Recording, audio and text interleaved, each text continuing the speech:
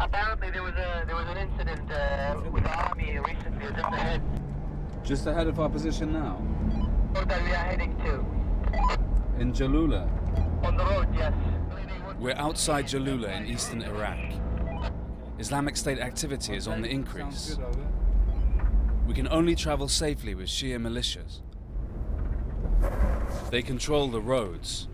They're suspicious of journalists, but offer us shelter for the night. So the commander just told me that there was an attack close to here tonight and some local security forces were killed in an IS coordinated attack. It's like we are holding our positions very tight in all over the area, and then the enemy is in hiding. It's like it's not a good idea to get out of the base tonight. It's not a good idea to leave this base tonight. The Shia militias are funded and armed by their Shia neighbor Iran. And as they've retaken territory from IS, the militias have gained control over much of Iraq. Then, without warning or explanation, we're told to leave. We've been ordered out of Diyala province entirely, so we're speeding through the night on our way back to Baghdad. Now, it's not very safe to be driving in this area at this time of night. The streets are empty, some of the checkpoints are deserted, and IS still has a presence in this area. After losing territory, IS is regrouping, launching guerrilla attacks on checkpoints. The militias do give us an armed escort, although it's probably to make sure we leave. It's not a very promising start to our election road trip.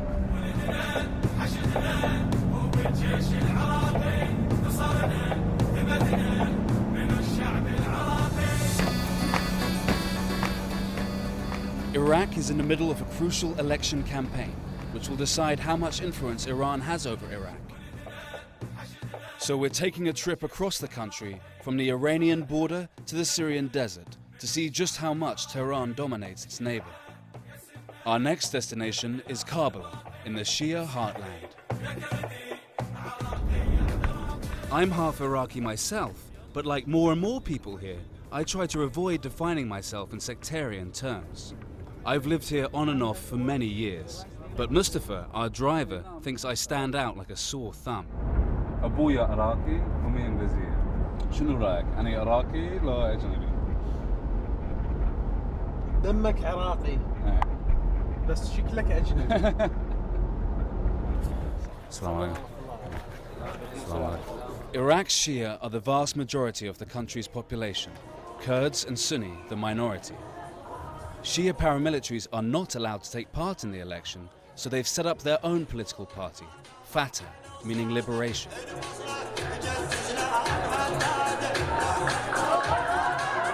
And they take their election campaigning seriously.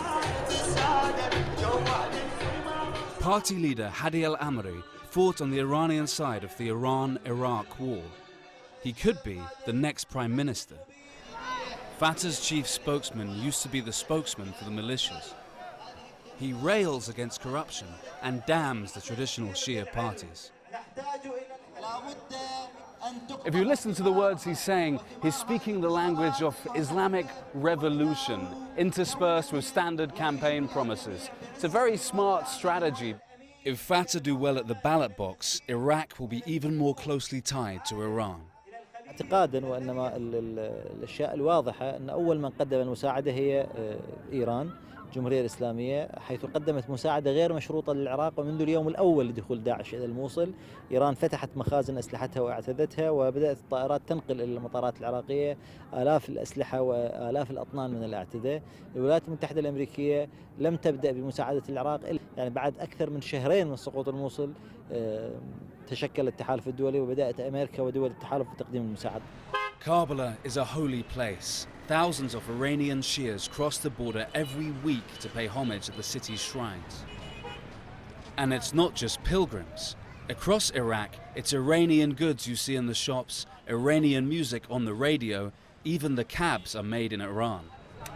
To me, there is a feeling of cultural and economic dominance.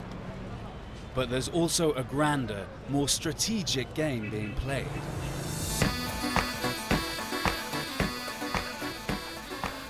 Shia Muslims live across the Middle East, but many are concentrated in Iran, Iraq, Syria, and Lebanon. We call it the Shia Crescent. Some Shia call it the Arc of Resistance. And control of Baghdad is crucial for Iran in maintaining its military support for Hezbollah in Lebanon and Assad's regime in Syria. So Baghdad is our next stop. With Iraq Shia being in the majority, the choice of next prime minister is to some extent between degrees of Iranian influence.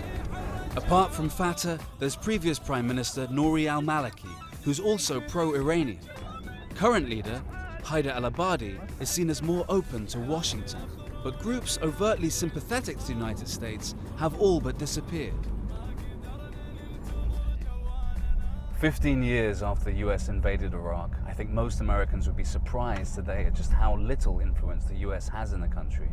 All the American forces are isolated on their bases, their embassy is in the green zone cut off from the rest of the city. There's no visible signs of American culture or influence on the streets, unlike Iran, whose influence and tentacles can be seen everywhere in Iraq. But there is a growing bloc opposed to Iranian influence. Hi, Maysoon. How are you? This is Maysoon al-Damaluji. She's a liberal, a campaigner for women's rights, and leads one of Iraq's centrist secular parties. Campaigning is in full swing. She thinks younger voters are beginning to resist the siren calls of sectarianism. Their ambition is not to fight each other, but to be able to be educated and get a job, start a family, have somewhere to live, etc. And this is the main concerns of the younger generation.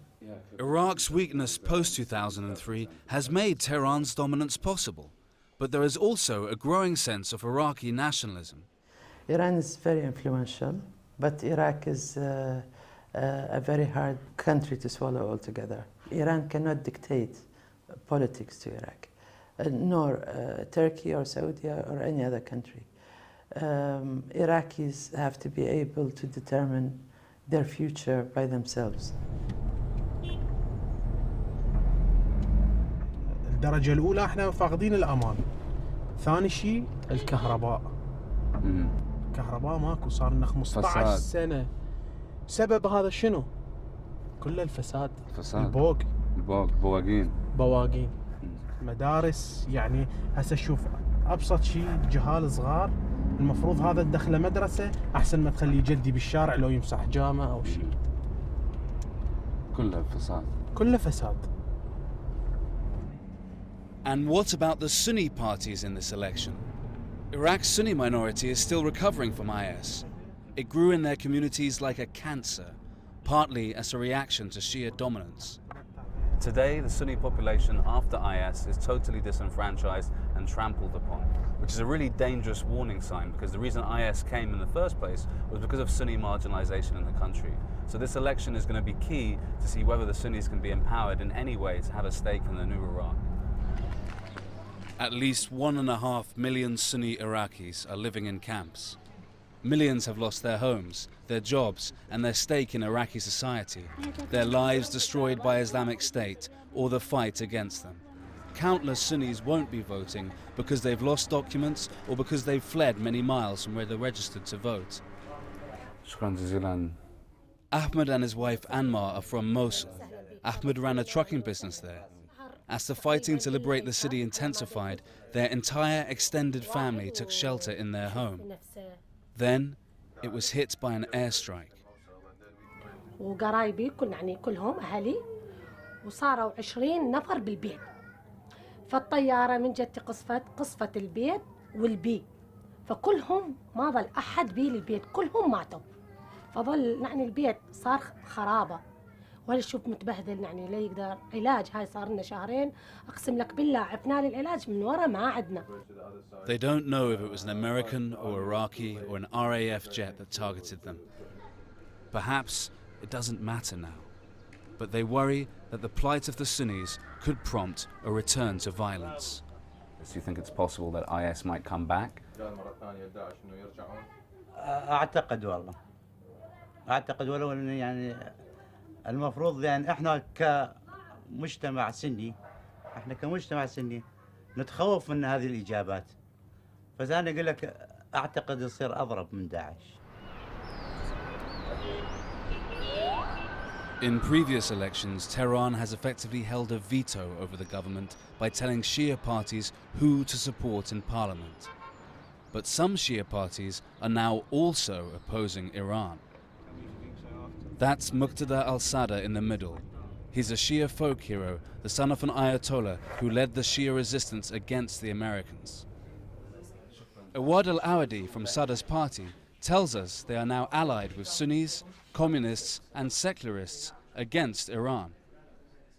خارجية إقليمية أو دولية في العراق. إيران نعم لديها تدخلات ولديها أيضا أطماع أسوة بالدول الأخرى في العراق. البعض مع الأسف من العراقيين يرعون المصالح الإيرانية على حساب المصالح الإيرانية. تريد أن تسيطر أو تهيمن على القرار السياسي العراقي وحتى الاقتصادي من أجل أطماعها. Mr. Al-Awadi believes many candidates receive Iranian funding. لدينا مخاوف مشروعة بأن هنالك تدخل في الانتخابات من قبل الدول الجوار والدول الأخرى، لأن العراق لا زال يعلمون بأنه العراق لا زال ضعيفا منذ عام 2003 ولحد الآن. أما أن يكون دعما علنيا فهو أكيد مرفوض بالدرجة الأساس من الدستور والقانون. القانون العراقي يرفض بأي شخصية أن يكون لديها دعما ماديا. The last leg of our journey will take us through Anbar province and up to Qasim on the Syrian border, where the battle against Islamic State continues. Once again, we need to be escorted by Shia militias. They control the roads in Anbar as well. The thing I like least about Iraq is all the checkpoints and permissions and bureaucracy you need. Just driving on this road, we've been on this trip so far, you've seen just the number of checkpoints we've gone through. I mean, it's really staggering just how much that slows you down. Controlled by different groups, controlled by different ministries, controlled by different army brigades. It's a real pain. Our route takes us through the historic center of Sunni resistance, first under Al-Qaeda against the Americans, and then under Islamic State against the Iraqi government. People from these cities have suffered 15 years of conflict and tens of thousands of deaths. We pass mile after mile of civilian trucks, but no Iranian military vehicles. They move their supplies on hidden routes to the north of us. We're told an entire new stretch of road is being built in Al-Deen province so that Tehran can ship supplies to Hezbollah and Syria more swiftly. Downed power lines and bombed bridges show how IS tried to isolate the territory they held. We arrive in Qasim at dusk.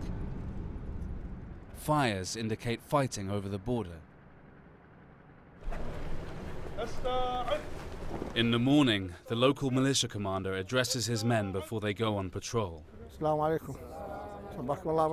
Holding Qasim is crucial. It was through here that IS moved troops and supplies when they overran Anbar. Commander Muslih tells us that just a few kilometers from here, across the border, is Bakus, one of the last major holdouts of Islamic State. هاي منطقة مثلث تقريبا منطقة الباغوز يتواجد بها من 600 إلى 1200 إلى 1000 من 800 يعني من 600 إلى 800 أو 1200 مقاتل بين عربي بين أجنبي بين عراقي موجودين في هذه المناطق. بعد أن تم تحرير هذه المناطق العراقية نزحوا إلى الجانب الثاني من سوريا.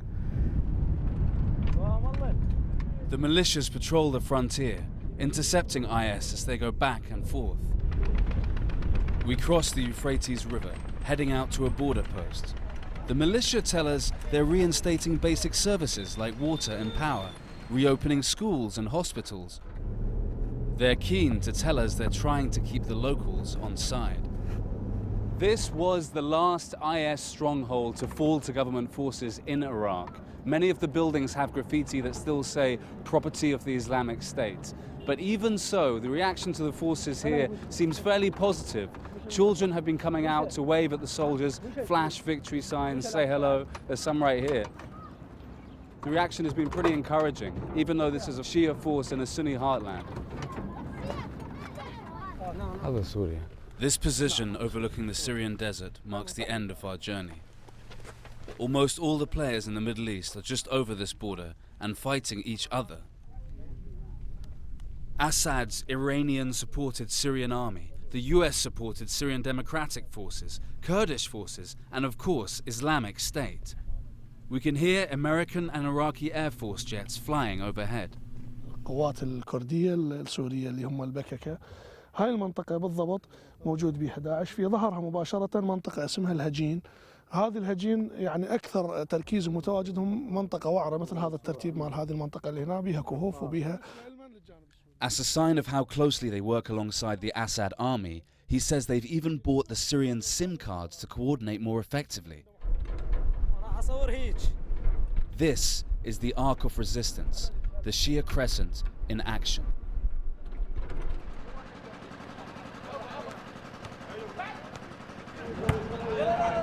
So our election road trip ends with volleyball in a desert town. Shia militias have fought hard in the battle against IS. They've gained military control of much of the country. But will that translate into political control at the election? Will Iran maintain its dominance? 15 years after the invasion, multi-party politics has taken root in Iraq, but the path to stability is unclear.